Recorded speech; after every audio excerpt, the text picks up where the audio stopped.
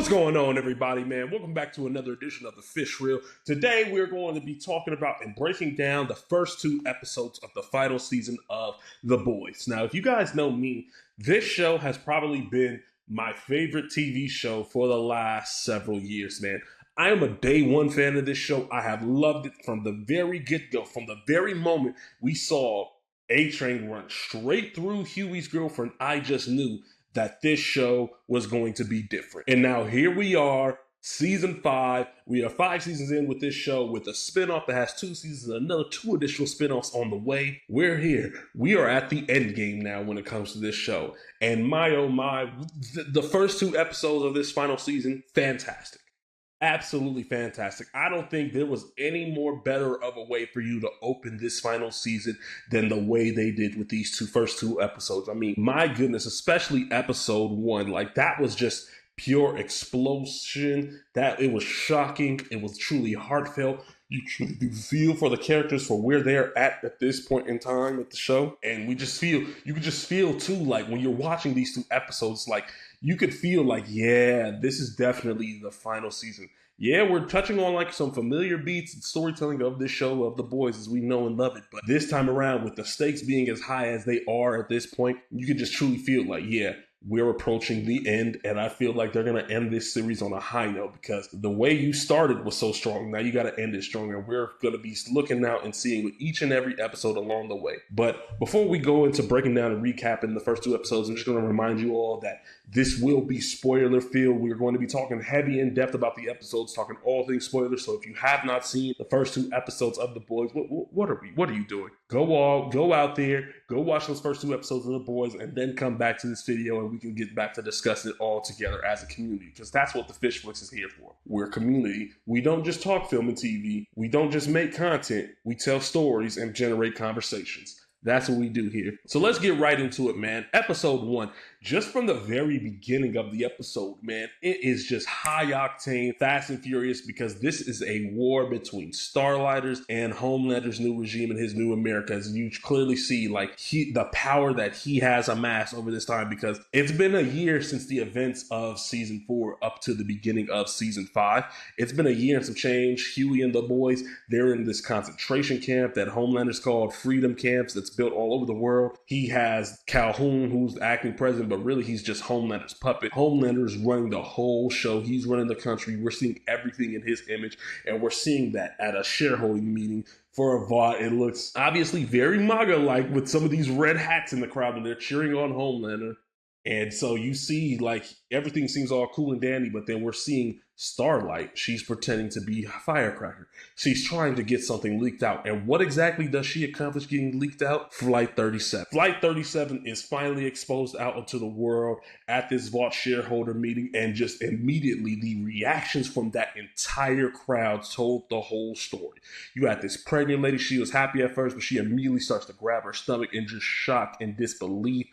Just the visual sight of what Homelander did, and now that footage that has been lingering on for the previous 4 seasons, it's finally out there, and now people are seeing Homelander for who he truly is. And obviously Vought, they're gonna get in the way, and in particular Sister Sage is the one that's gonna calm Homelander down, because if you see in Homelander's eyes, he was so pissed off that footage got leaked out that he was about ready to laser that entire audience just for the fact that they seen what had went down. The Sage was there to stop him. And so what I like is that this is where the funny shit comes in. You see, they're talking about this is an AI deepfake video. This is sloppy, so they're trying to get on top of this. You see that you were introduced to the Teenage Kicks crew and the influence. They're pretty much influencers, and they're taking advantage of this and making TikTok dance videos based on the audio from the Flight 37 footage. Is just like, wow, this is literally art imitating reality, and just reality is just being reflected in our art is what is going on here. And so you see this conversation between Sage and Homelander, and just immediately this is just funny. This is peak Homelander right here, because what we are seeing is the true dissension of his mind going on, because that man is about to break.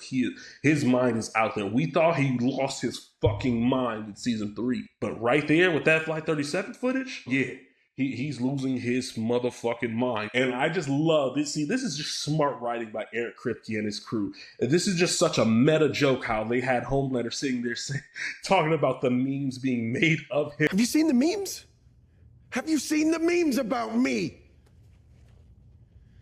And the fact that in our real world, all the memes that we are able to make of Homelander from this show, and the fact that they're able to crack a joke on it, the fact that Homelander in the show, he's getting memes made about him, and it's affecting him because you're seeing just how insecure he is, and he wants it to be a crime, and Sage tries to laugh it off at that. She's like, no, you're serious. And you see just the authoritarian rule and what the firm grasp Homelander has. It's just everything, like, because we heard, because Ashley, she ends up becoming vice president. They were able to maneuver that, and how they were able to gut the FBI, IRS, CIA, basically all those government agencies. They just purged all of them, got rid of DEI. This is the firm grasp that we see that Homelander has on the world. It's just, you see the effects that it has on the world as well, and just the amount of fear that everybody has of Homelander.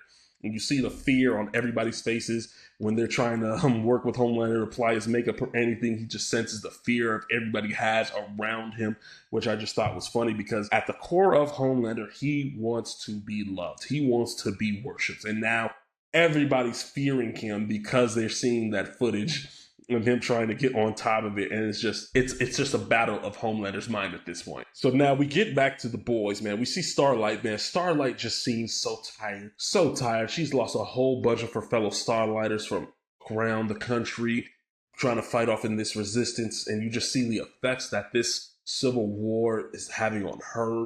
And it's just affecting them. And then is just, she's in a very dark place. And that's what I love about this show and what they're doing with this final season. None of the characters are the same that they were when they started. At their core central personality and their views, they are all still there. But over the course of 5 seasons, these characters are tired as fuck. And we see that in the concentration, the freedom camps.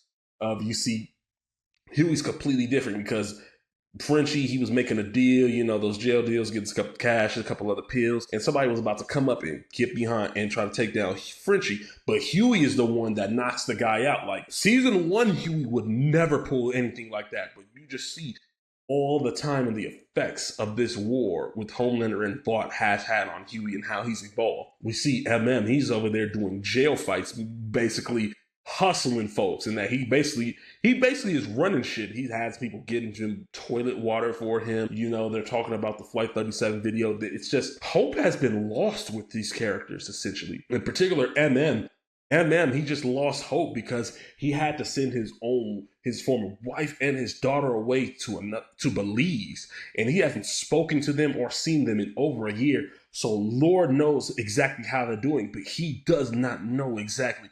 So that it just makes sense just for to be at a point where it's like, I don't give a fuck. All hope is lost. Look at everything that has been taken from us up at this point. And it was just beautiful storytelling to see. And Butcher is long gone. You know, the morals and everything that we were seeing from season 4, all that shit is gone because we see him. The first time we see Butcher in episode 1 is him going to visit his dad and to finally kill off his dad. And that's something that the character of Butcher needed, that the demons of his past and what he's faced and everything that's grown through his abusive upbringing.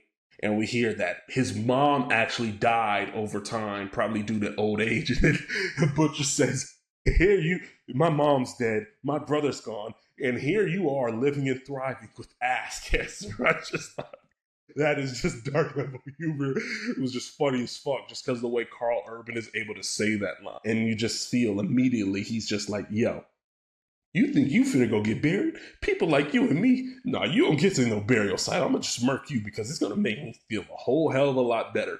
And you just immediately see the tumor starting to affect Butcher and his whole psyche, and it's just taking control of him, and he just essentially kills his dad. Now, we don't see it on screen exactly how he did it. Obviously, he uses his tendrils. We hear those light moans from his dad.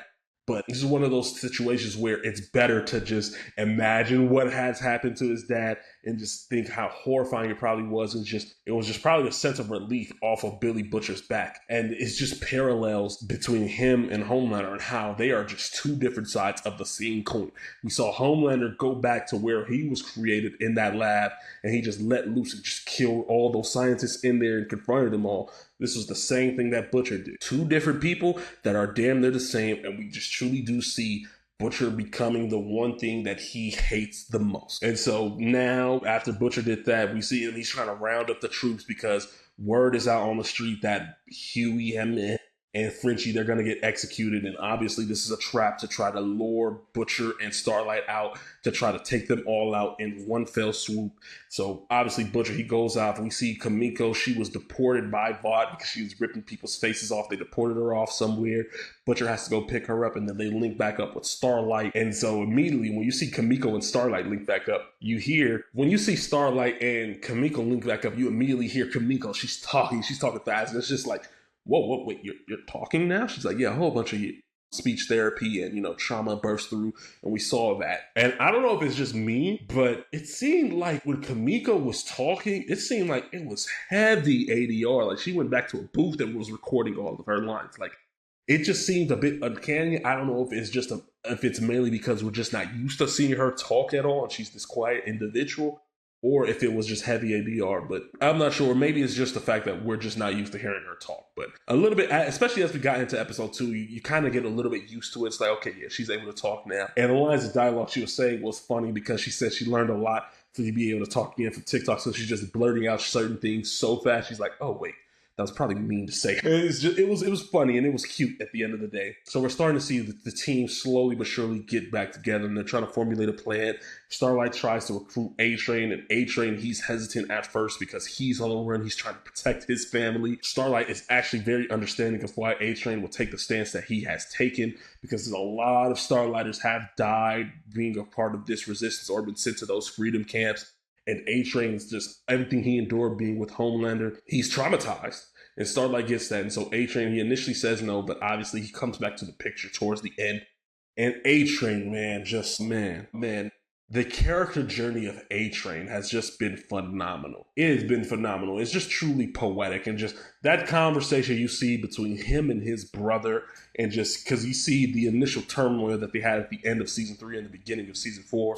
And now that A-Train, he actually sees it evolve from the area of his ways. His own brother sees that, and he's just like, you know what? You were a piece of shit at first, but the fact that you learned from your ways, I'm proud of you, and our mom will be proud. And it was just a touching moment between the two. But immediately, once you get moments like that, where you get heartfelt moments between a certain character, like you learn more about them, Starlight fucking called A-Train Reggie. That right then and there was a red flag. And then you see those heartfelt moments with those families. It's just, you can just feel like, yeah, these are the final moments that we're going to have with A-Train, and just learning a little bit more about him. And we see the Deep, he's still actively coming after of A-Train because Homelander is pissed off the effects of that Flight 37 footage being out, and he's pissed off at the Deep and Black Noir, the fact that either one of them has caught Starlight, A-Train, or Butcher yet. So he's on the run. He wants them gone and wiped off the fucking map. And so you see the conversation between the Deep and A-Train, and pretty much the A-Train calls him pathetic because you're just basically sucking Homelander's dick and working for him, like you're scared of him.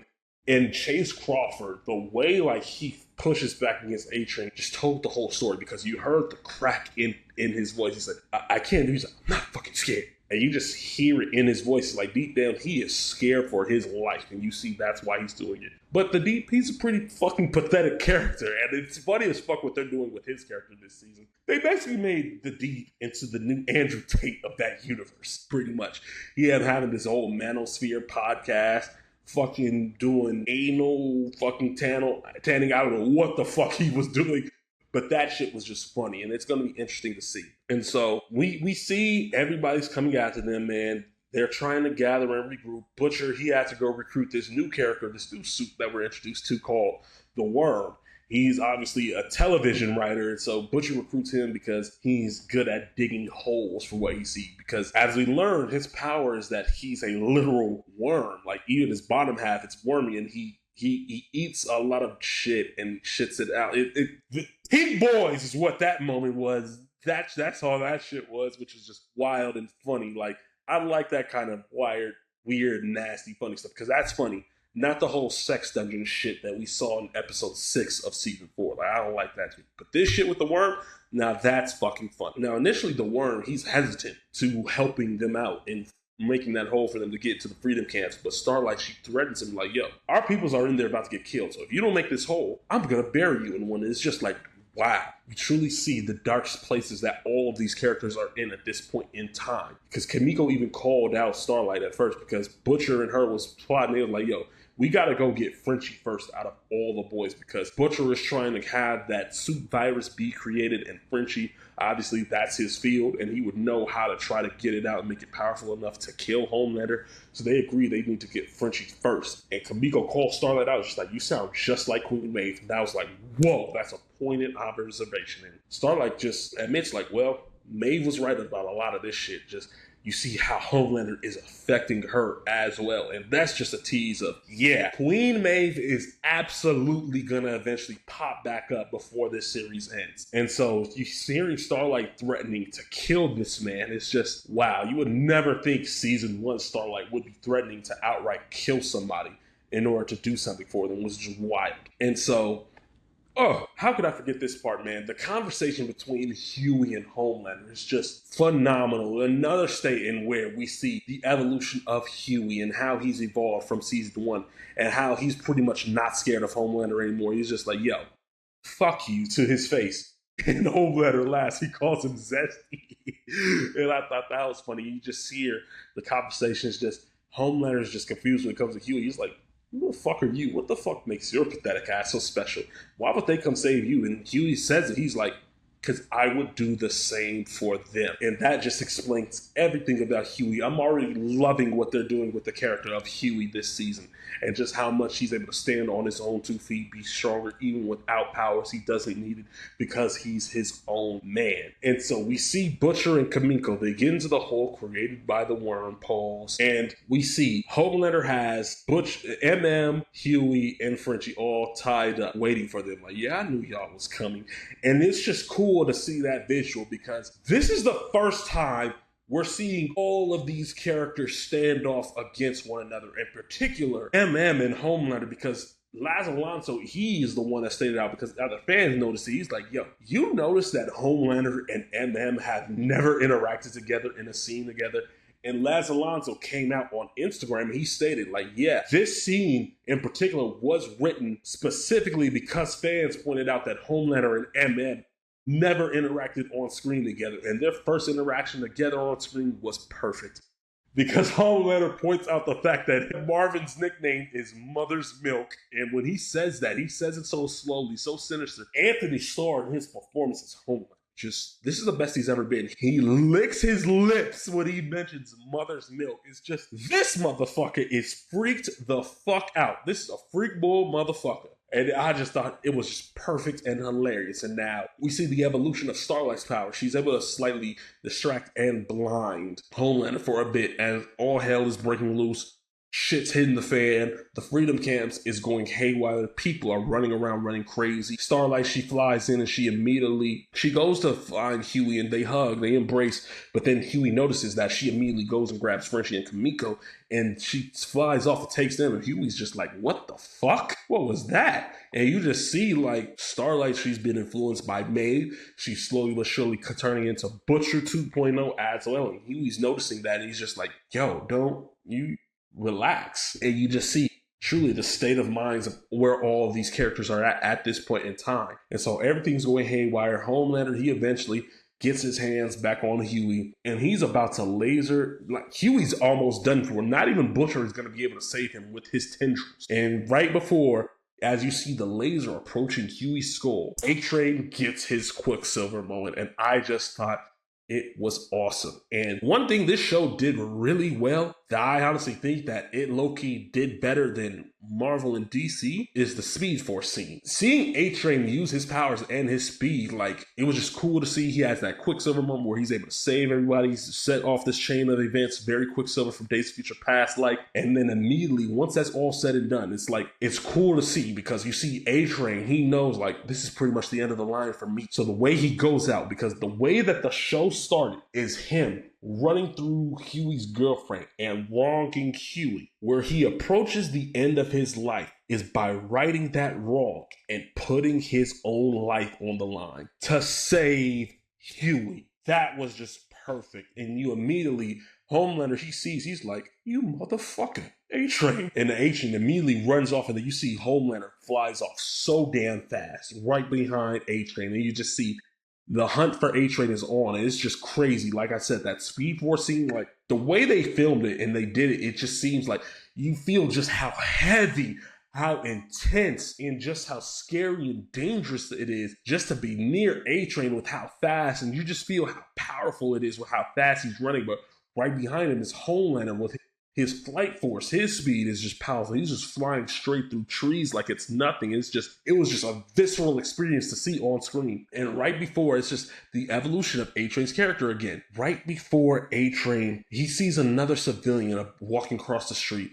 He sees her. He tries to avoid that, to avoid the same mistake he made in season 1 of running through her. So he decides to just run off course, and it just completely fucks him up. He's totally off balance, but he does that to not take another life and make another wrong again, because he doesn't want to cause any more trauma like that. And it was just perfect how they did the ending of this episode, and just his final moments with Homelander, those two standing face to face, and he's just like, this is what I've been scared of this whole time. Like, dude, it's like he said, like, dude, you're wearing a flag for a cape and some tights. Like, what are we doing here? Like, you're a joke. He's like, you know what? You can be stronger than me. You can kill me. But at the end of the day, you're a joke. And he laughs in his face. And it's pissing Homelander off more and more until where he just snaps his neck. And it was just visceral to see. And just A-Train is out of here. Like Carl Urban said, nobody's safe. Our first major death of the season happens in episode 1. And it was just, wow, what an ending to this character. Just perfect ending to his overall character arc. He finished how he started and he redeemed himself. And this was just pitch perfect writing and just across the board, because Jesse T. Usher mentioned that Anthony Starr was the one that recommended, like, yeah,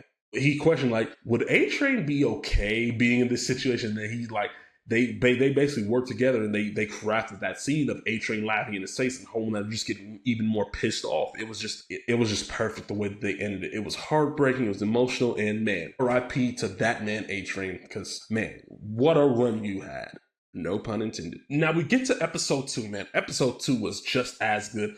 Not quite as crazy. It was a little bit more heartfelt and emotional with this episode than episode 1, but it's kind of needed, because when you have a very strong and heavy, action-heavy, emotional-heavy episode 1 like that, you got to kind of like bring it down a little bit when it comes to episode 2. Calm it down a bit. But this is The Boys, so you can only calm it down so much. And so we immediately see the aftermath. We're seeing the funeral for A-Train. And at the funeral, you got fucking played by Daveed Diggs, old father.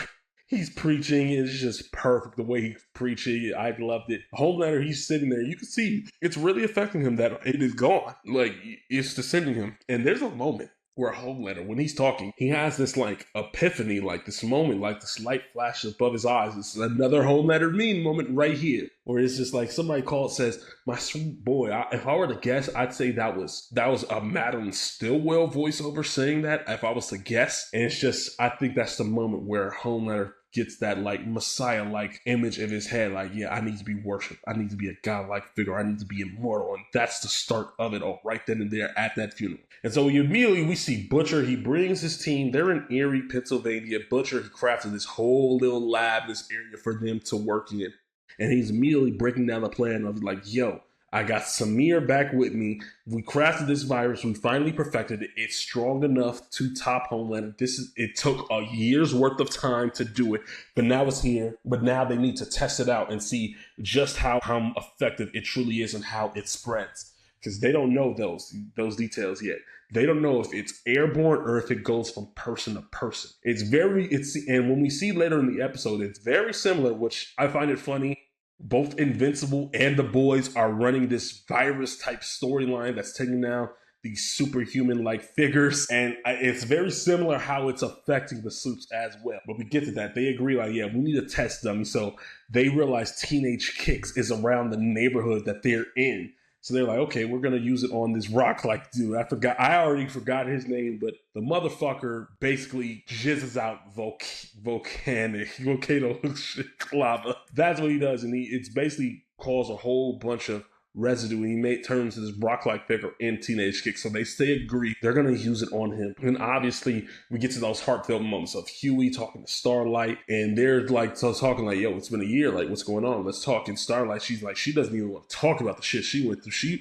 She wants her cheeks clapped, so she immediately grabs Huey's waist and like, yo, pull it out and get to clapping these cheeks. That's that I miss you sex is going on. And in another room, we see Kamiko and Frenchie. They're doing the same thing. They're getting it. This is one of those rare examples of a sex scene that I feel was kind of necessary. You see the evolution of their relationship, how their love has evolved, and they're at this point of just how much they love each other, because Kamiko's freaking out over Butcher having this virus, and Kamiko and Huey are the main two like, yo, we need to figure out how to take this virus from Butcher, because this motherfucker's insane. Both Kamiko and Huey, they don't want to go, they're all in on killing Homeland, but they don't want to commit a mass genocide in order to do it. But Starlight's at the point like, yo, in order to kill Homelander, man, some people just gotta go. She's willing to put her own life on the line in order to do it too. And MM, he's kind of the one that's on the fence. He's kind of like, this is really fucked up, but it is what it is. This is what we gotta do at the end of the day. So it's like, he's kind of leaning towards it, but you could tell, like, man, he's still on the fence about all of this, because he lost all hope because he's not able to interact with his wife or his daughter. So he's just like, MM is just in the state of just like, fuck it at this point. That's exactly where his mindset is. And so we see all of that. And so we're seeing them all gather together. They're getting ready to head off to the Teenage Kick's house. They got the virus on lock with them. And so they see this rock-like figure suit. He's just sitting there like they can't move him. So they have to audible. They're like, yo, we just gonna let the virus loose down here with him. And we just gonna talk off all this shit and close it off. So they have to go back and go pick up the virus, because they can't just take him, and they can't just pick him up because he's stuck. He's a rock-like figure. So the Butcher takes Kamiko, but Huey's like, no, I'm going with you, and this is where you see Huey and Butcher's relationship is at. Huey does not trust Butcher at all because of what Butcher did to Newman. Because despite the fact they were at odds with each other, Huey and Victoria Newman, they loved each other. They had a platonic love towards one another. It was like a brother-sister type love that they had for one another. So Huey seeing Butcher just murder her within his own eyes, it just pissed him off to where like, yo, we're long gone, because Huey and Butcher's relationship, it was more so like a brotherly bond that was carrying the series from season 1, because it started with those two. And so you see the dissension between them. They are not aligned, because they were most aligned in season 3, because Huey got to the point of like, yo, we gotta operate like Butcher. But then he seemed like, yeah, nah, we can't. But even in season 4, he would still have Butcher's back, even though he knew Butcher would be on bullshit. He's like, nah, we gotta keep him around. But Huey's just at the point where he's like, yo, fuck you to Butcher. I don't trust you. I'm keeping my eyes on you. I don't give a fuck if you have some superpowers anyway. And Butcher's just like, all right, motherfucker. He's just looking at him, just chuckling in his face. And so it's just cool to see the interactions, the vibes, the overall, where all of these characters and their relationships are at this point in time, where it's no true love for one another anymore. It's more so just business relationship outside of Starlight and Huey, Kamiko and Frenchie. It's all business pretty much at the end of the day. And the business is to kill Homelander. And so we're seeing now with Homelander, the dissension of his mind, where he's just fucking losing it to the point where he decides to free Soldier Boy from his cryo-freeze sleep. And their interaction together was just funny as all fuck, because Homelander's pitching to him like, yo, I need you to go find Butcher. Like, yo, these are the niggas that did you wrong. I didn't did you wrong. I'm your son at the end of the day. And Soldier Boy, he's still like questioning it like, I don't know. But you see, Homelander, he wants that relationship with his father. Because at the end of the day, Homelander wants love. Because it's the one thing he never got in his upbringing, was that parental, that nourishing love that he needed as a child. So you see that. That's why he's doing some of the weird shit he did. That's why you see in the scene of him just walking in Soldier Boy's little chamber and him smelling his belt that was holding him up and just standing in there, because it goes into Homelander's character. He does not know how to properly express love, build that relationship. He does not know how to handle that healthily and properly. That's why he does all the weird shit he does. That's why he was holding Ryan's hand in public everywhere he went, even though Ryan was a teenager getting ready to turn into an adult. That's why he was holding his backpack. That's why he does all this weird shit, because he does not know how to be regular and show love and build that relationship. That's why in the scene where he reintroduces Soldier Boy to President Calhoun's sister Sage and Vice President Ashley, he's like, yo, because Soldier Boy asked for the president to fetch him up at Manhattan, which just goes to show, and Soldier Boy says it too, he's like, since when did Suits teabag the president? The whole letter says the perfect line, since me. And Anthony Starr, the way he says it was perfect. And you just see the reactions of everybody's face, like, Soldier Boy's alive. Fuck. And Sister Sage is just like, for fuck's sake. And she's looking right through Homelander's bullshit. He's like, you freed him out just because he's your dad and you want a relationship with him. I'm not stupid. She sees right through Homelander from the get-go. And so you just see that. And Soldier Boy's loose. He's on the hunt for Butcher and them. They have the virus. And when they have it closed off, and Samir warns him, he's like, yo, there's more. He's like, there's more than a 0% chance this could affect humans. So they don't know. They got it closed off. They're like, yo, if this shit breaks out and lets loose into the open air, that's genocide for every soup. So you just feel the heavy weight and the stakes of just how powerful this virus is. Just by Huey holding it in this container, you just immediately feel the dread of it all when Samir is explaining it. And so it's just, anytime Huey was holding the virus in that cannon, it's just like, I'm just fearful of myself. Man. And then when Soldier Boy comes and he crashes their car and it's floating in the air, you're just like, man, please don't break that vial, because Jesus Christ, you just fear. You're just fearful of that virus being let loose. And so the war is on. Soldier Boy, Butcher, they're fighting, they're interacting with each other, and Soldier Boy, he runs into Teenage Kicks, and it's funny. The one thing Soldier Boy hates being called is a terrorist or a commie, and that he just immediately punches a teenage dude in the face because of it. He's like, so one thing I'm not is a fucking commie. You just tell he was beating the shit out of Payback back in the day. Every time he just punches somebody for calling him a commie. And so we immediately see that. And back at the Teenage Kicks house, you see Frenchie and Starlight. Starlight's explaining like all the lives lost because of this resistance, and Frenchie's just encouraging her like, yo, all those deaths were not your fault. They were just fighting for a good cause. That none of that was your fault. So you cannot take that upon yourself. And to get your ass up, pick your motherfucking head up, because we got bigger shit to fry. And MM, he's just walking through the Teenage Kicks house. He sees the picture of A-Train in the Teenage Kicks memorial. It's just, you could feel like he's feeling the weight of A-Train's death, because MM was the one that got A-Train to flip to their side and to join their cause. So he pours one out for A-Train. It was just a touching scene. And then he immediately goes to that Crow lady's room and she sees him. And so he grabs her up, of course, and takes her down to the basement where the rock dude is at. And Starlight's like, she sees us, so she has to die too, essentially, to the virus. And he's like, he's not for that. He's just like, yo. And you see, like, is the real dad of this team. He is the dad, because you see it in the conversation with this young girl.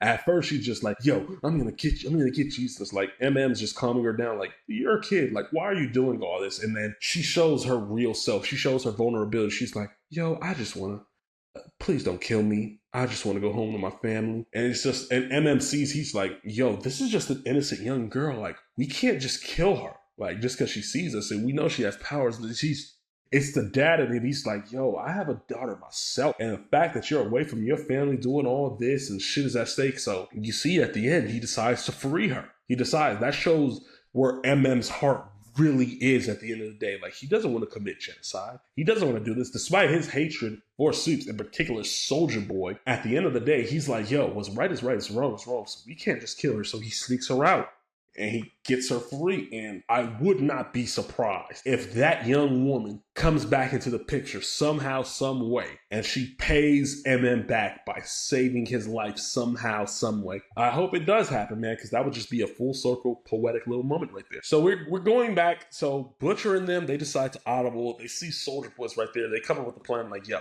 who better to hit this virus with than Homelander's own father, Soldier Boy, because of how powerful he is. So they run back to the Teenage Kicks house, and they're able to maneuver and manipulate Soldier Boy into following them. And so him and the other dude, the other little teenage kid dude, I forgot that young kid's name, whatever the fuck he flies. They go back into the house, and essentially they're able to trap him. They're able to trap Soldier Boy. So Huey lures Soldier Boy in, and he's distracting him for a bit. Soldier Boy, he's just talking that shit to Huey, but Huey's not scared of Soldier Boy. He's just he makes a joke. He's like, yo, you're always making gay jokes. What does that tell about you? And Soldier Boy, he gets immediately pissed off about it. And so he looks at the container, and then you just see like the teenage kicks dude. He turns around, he starts spitting up blood. It's like, shit. And then Soldier Boy realizes, he looks at the container, he's like, yo, this is missing. And then it cuts to Frenchie letting it loose out on the ground. And it works so fast and so powerful. We see the effects of it all. And it just being out in the air. And all Frenchie did was pour it on the ground. He didn't inject anybody with it. He just poured it out on the floor, and it immediately got to work. So we see just how powerful it is. It can spread like wildfire. So we see them tarp it all off, and it closed that virus off into that one secluded room. Because the Rock dude, his face started to explode and come apart because of it as well. Like, it immediately got to work on all of it. And it was just a scary sight to see. Like, yo, this virus is powerful as fuck. And he even killed Soldier Boy.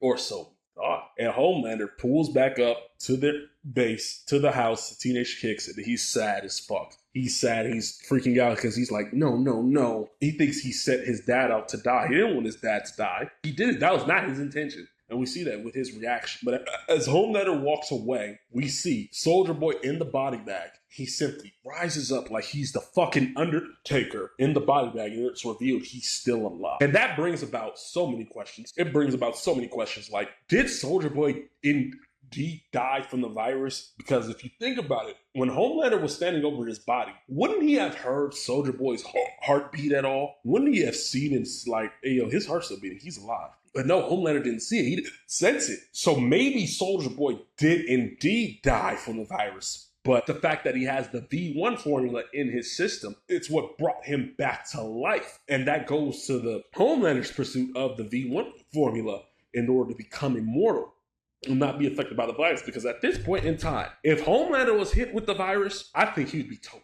I think it would be curtains for Homelander if he got hit with the virus. But his pursuit for the V1 formula, and if that gets in his body, then he's immortal and then he's safe. So maybe the very few people that have the V1 formula in their body are the ones that's going to be safe from the virus. And the only two people that have the V1 formula in their body was Stormfront and Soldier Boy. And I want to say Thomas Godokin as well. But obviously, Stormfront and Godokin, they're gone. Soldier Boy is the only one left. Nobody else has the V1 formula. So now the hunt for that, it begins. So it's either A, Soldier Boy did indeed die and the V1 formula brought him back to life, or he's just severely wounded from the virus, but he survived the virus, but he's just severely wounded because he has the bulges on his face, the veins coming through his face as well.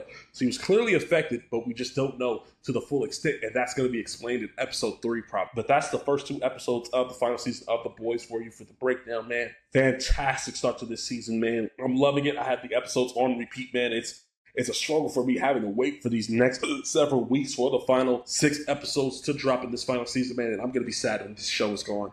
I'm going to be so sad because the storyline this season is perfect. Where the characters are at this season is perfect. All in all, this is setting up for one of the best final seasons to a television show of all time. And I love the way it started, and I know they're going to finish it off strong. But that's it for the episodes 1 and 2 breakdown of season 5 of The Boys, man. What did you think of the first 2 episodes of this season, man? Comment down below. Let me know your thoughts on the final season, man. And be sure to be on the lookout for all future uploads and breakdowns of the episodes of The Boys, along with other shows as well. To check out on all my platforms and all my pages, including my social medias, which will be linked in the bio as well. Make sure to hit that like button for the video. Be sure to subscribe to the channel as well, as it greatly supports the channel. And I can't wait to be talking more TV shows and movies with you guys along the way. So be on the lookout, and you all have a great, blessed rest of your days, because here at Fish Flicks Entertainment, we don't just make content, we tell stories and we generate conversation, and that's what we're here for. So I'll talk to you all later. Y'all have a blessed one.